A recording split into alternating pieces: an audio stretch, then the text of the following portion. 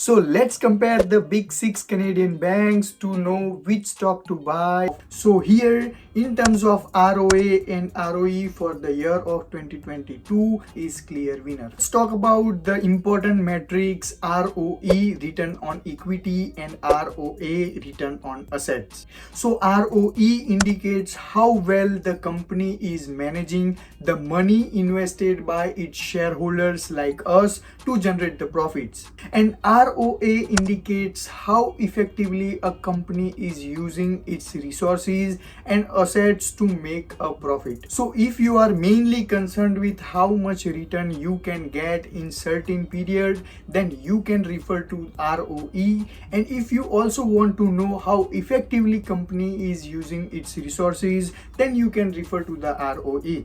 Ideally, you should refer to both of the metrics. However, banks mainly focuses on ROE, which is return on equity.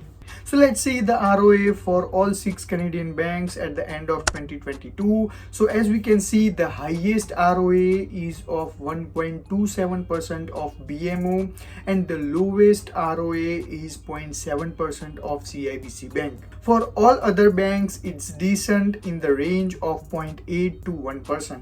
TD also has a good ROA of 0.93%. Now, if we talk about the ROE, then again BMO is top with 22.9%, which is quite amazing, and the lowest ROE is of again CIBC with 14%. If BMO will be able to maintain high ROE in near future, as a shareholders you can expect high returns compared to the competitors. So here in terms of ROA and ROE for the year of 2022, BMO is clear winner.